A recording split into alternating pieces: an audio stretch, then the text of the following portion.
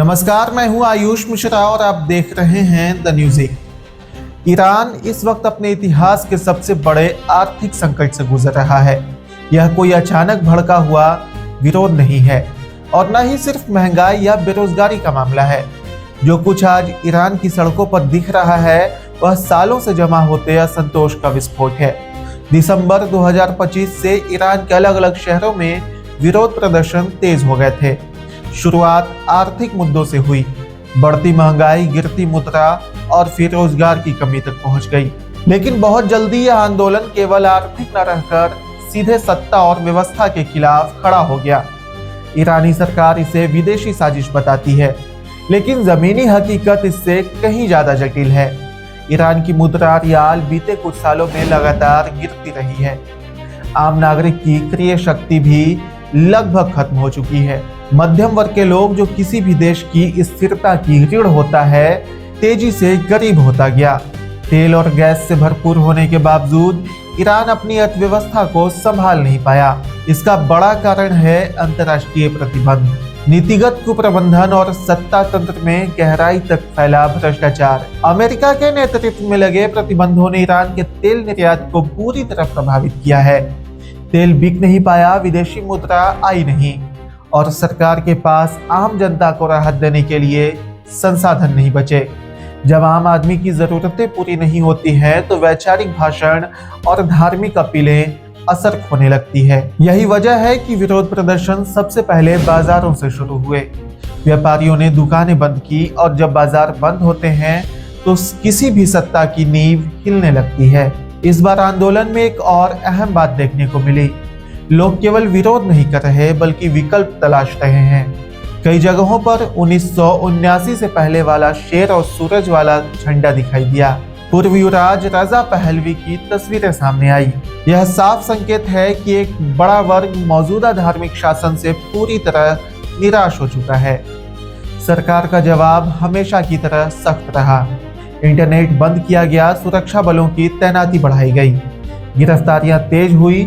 मानवाधिकार संगठनों के मुताबिक सैकड़ों लोगों की मौत हो चुकी है और हजारों जेलों में बंद हैं। लेकिन सवाल यह है कि क्या केवल दमन से इतने बड़े असंतोष को दबाया जा सकता है? इतिहास बताता है कि जब जनता के पास खोने के लिए कुछ नहीं बचता तो डर अपना असर खो देता है। इस आंतरिक संकट के बीच अंतर्राष्ट्रीय राजनीति भी ईरान पर दबाव बढ़ा रही है। अमेरिका के राष्ट्रपति डोनाल्ड ट्रंप ने इसको लेकर सख्त रुख अपनाया है। 25% अतिरिक्त टैरिफ और सख्त चेतावनियों ने ईरान को और ज्यादा अलग थलग कर दिया। ईरान का आरोप है कि अमेरिका और इजराइल मिलकर सरकार विरोधी माहौल को हवा दे रहे हैं। वहीं यूरोपीय देश और कनाडा भी ईरान की मानवाधिकार स्थिति पर खुलकर सवाल उठा रहे हैं।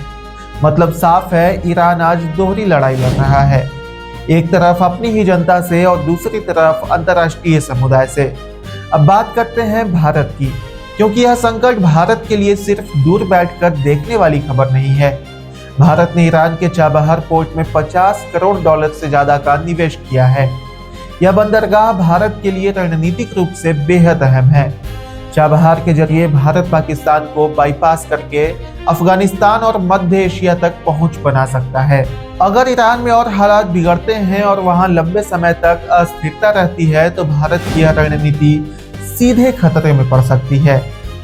सबसे बड़ी चिंता चीन को लेकर है। चाबहार से सिर्फ 170 किलोमीटर दूर पाकिस्तान का ग्वादर पोर्ट है, जहां चीन भारी निवेश कर चुका है। अगर ईरान पश्चिमी दबाव में कमजोर होता है तो उसके चीन के और करीब जाने की संभावना बढ़ जाती है। ऐसी स्थिति में भारत का संतुलन साधना बेहद मुश्किल होगा। एक तरफ अमेरिका के साथ रणनीतिक रिश्ते, दूसरी तरफ ईरान में निवेश और क्षेत्रीय हित। इसी संबंध में ईरान के विदेश मंत्री का भारत दौरा बेहद अहम माना जा रहा है। भारत इस समय ब्रिक्स की अध्यक्षता कर रहा है और खुद को ग्लोबल साउथ के नेता के रूप में पेश कर रहा है। भारत के सामने चुनौती साफ है, कैसे ईरान से रिश्ते भी बने रहें और अमेरिका भी नाराज ना हो और राष्ट्रीय हित भी सुरक्षित रहे। आखिर में सवाल यही है कि क्या ईरान का मौजूदा संकट सिर्फ एक और दबा दिया जाने वाला आंदोलन है, या फिर यह उस व्यवस्था के अंत की शुरुआत है जो पिछले 4 दशकों से देश पर शासन कर रही है। ईरान की सड़कों पर जो गुस्सा दिख रहा है वह सिर्फ आज की समस्या नहीं है, यह आने वाले समय में पूरे पश्चिम एशिया की राजनीति को प्रभावित कर सकता है। और इस बदलते समीकरण में भारत को हर कदम बेहद सोच समझ कर रखना होगा। ऐसे ही तमाम खबरों के लिए बने रहिए हमारे साथ, देखते रहिए द न्यूज़।